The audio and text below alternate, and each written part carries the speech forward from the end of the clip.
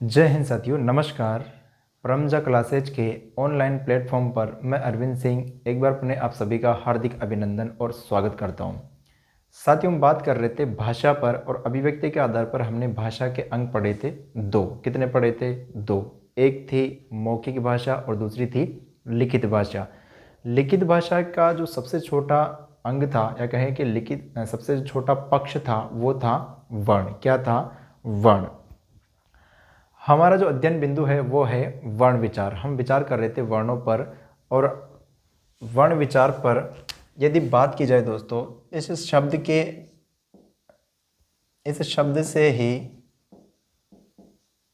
स्पष्ट हो रहा है दोस्तों कि वर्णों पर विचार, अर्थात जिस विषय के अध्ययन से, जिस विषय को पढ़ने से हमें इस बात का भान होता हो, इस बात का ज्ञान होता हो कि वर्ण किसे कहा जाता है, वर्णों के भेद कौन कौन से होते हैं, इनका उच्चारण किस प्रकार से होता है, इनका क्रम कैसा होता है, इस प्रकार की जानकारी हम जिस विषय वस्तु से प्राप्त करते हैं उसे क्या कहा जाता है? वर्ण विचार। क्या कहा जाता है? वर्ण विचार। तो परिभाषा के तौर पर हम क्या लिखेंगे?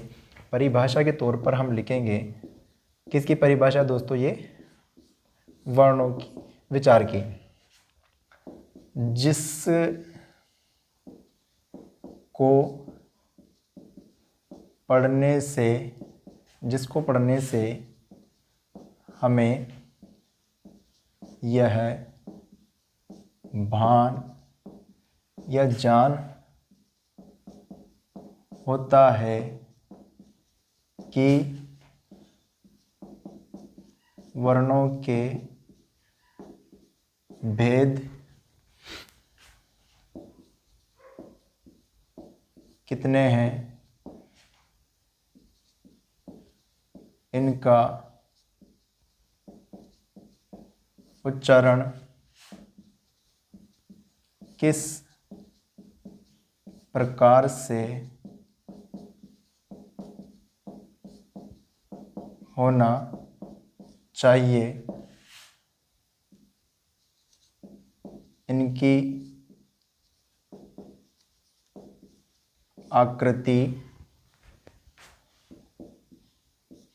आकृति एवं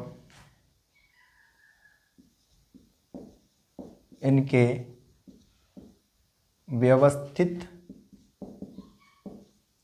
व्यवस्थित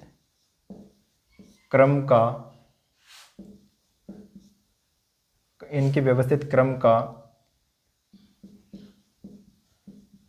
जिससे हमें ज्ञान प्राप्त होता है, उससे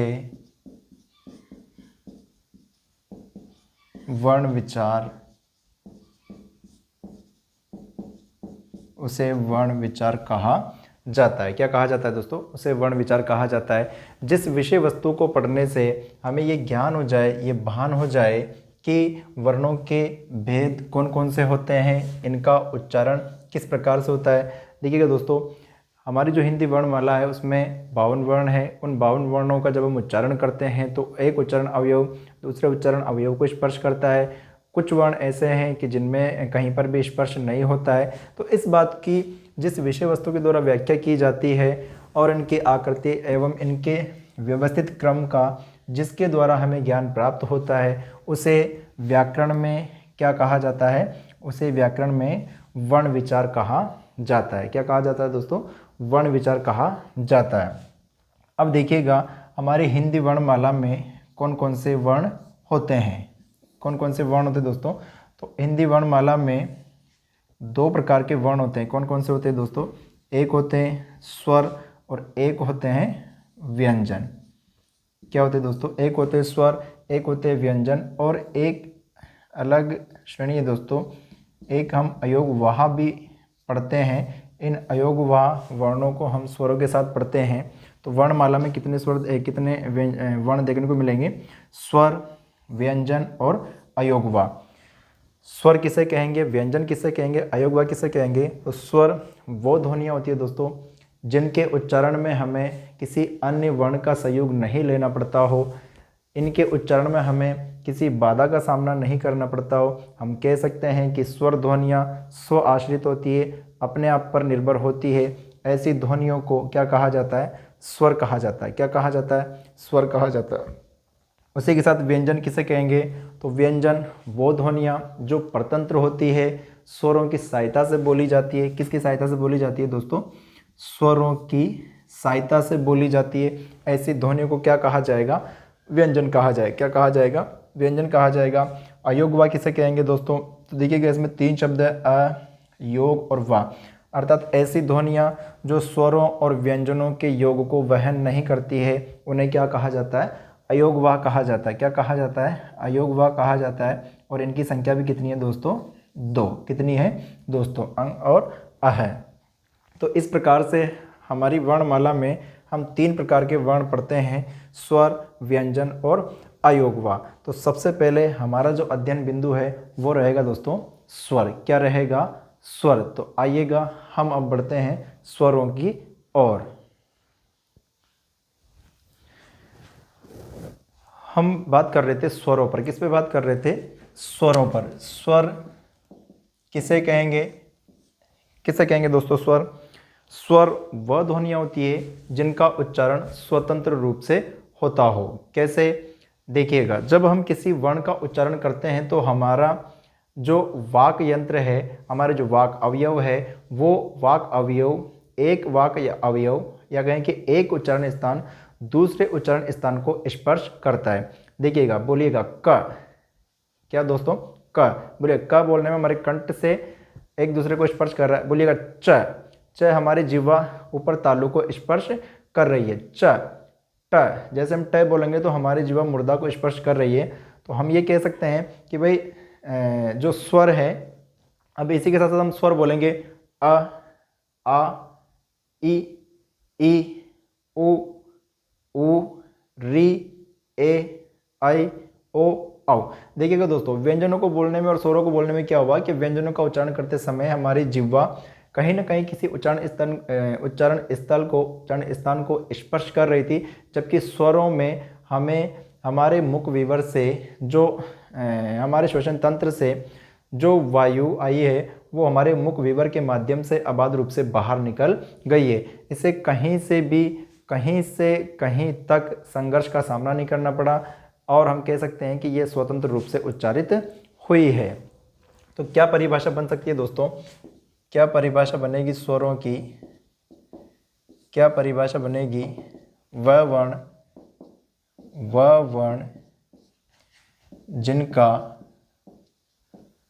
वर्ण जिनका उच्चारण कैसा होता है दोस्तों? स्वतंत्र रूप से होता है, या कहें दोस्तों कि जो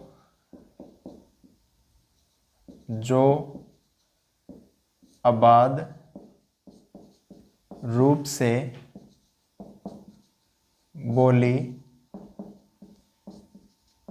जाती है वह ध्वनियाँ क्या कहलाती है? स्वर कहलाती है। क्या कहलाती है? स्वर कहलाती है। अर्थात सीधी सीधी भाषा में हम समझे दोस्तों, सरल रूप से समझे, वह वर्ण जिनका उच्चारण स्वतंत्र रूप से होता हो, जो अबाध रूप से बोली जाती हो, जो स्व आश्रित हो दोस्तों, उनको क्या कहा जाता है? स्वर कहा जाता है। क्या कहा जाता है? स्वर कहा जाता है। हमारी हिंदी वर्णमाला में स्वर कौन कौन से होते हैं? तो लिखिएगा, एक होते हैं अ, एक होता है आ, ई, उ, री, ए, आई, ओ और अंतिम हो जाएगा दोस्तों औ। क्या हो जाएगा? औ। हमारी जो हिंदी वर्णमाला है उसमें कौन कौन से स्वर है? अ है, आ है, ई, उ, री, ए, आई, ओ, औ। यदि संख्यात्मक रूप से प्रश्न पूछा जाए दोस्तों तो कितने हो जाएंगे? 11। कितने हो जाएंगे? 11। कितने स्वर है? 11। बताओ मात्राएं किसकी लगती है, स्वरों की या व्यंजनों की? तो आपका जवाब होगा स्वरों की। किसकी लगती है, स्वरों की। तो आइए मात्रा लगाते हैं। बताइए अ की कोई मात्रा नहीं होती है, लेकिन जहाँ भी ये लगता है वहाँ हलंत हट जाता है। बताइए आ की कैसी हो जाएगी, ये छोटी ई की, ये बड़ी ई की, ये छोटा ऊ, ये बड़ा ऊ, ये री, ये ए, ये आई, ये ओ, ये और आओ की कैसे हो जाएगी दोस्तों, इस प्रकार से। तो इस प्रकार से हम स्वरों की मात्राएं निर्धारित करते हैं। ठीक है दोस्तों, बताइए मात्रा कितनी हो गई, 1 2 3 4 5 6 7 8 9 10। यदि मात्राएं पूछी जाए दोस्तों तो कितनी हो जाएगी, 10। स्वर कितने हैं, 11। ऐसा कौन सा स्वर है जिसकी मात्रा नहीं होती है? तो आपका जवाब हो जाएगा अ। क्या हो जाएगा, अ। ठीक है दोस्तों, स्वर की परिभाषा और स्वर कौन कौन से स्वर होते हैं, तो इस प्रकार से हमने स्वरों को निरूपण किया है और उनकी मात्राएं लगाइए। आइए लिखिए, आइएगा हम एक वर्ण में मात्रा लगा के देखते हैं। ये कौन सा वर्ण है दोस्तों, क। क क्या है, व्यंजन। बताइए व्यंजन आधा होता है कि पूरा? तो कैसा होता है, आधा। बताओ इसे आधा प्रदर्शित करने के लिए क्या लगाया जाता है, हलंत। क्या लगाया जाता है, हलंत। ठीक है दोस्तों, मात्रा लगाते हैं। देखिएगा कौन सी हो जाएगी, आ की इसमें मात्रा लगाएंगे तो क्या बनेगा, क। इसका जो हलंत था वो हट जाएगा। इसमें क्या बनेगा दोस्तों, का। इसका क्या बनेगा, की। इसका क्या हो जाएगा, की।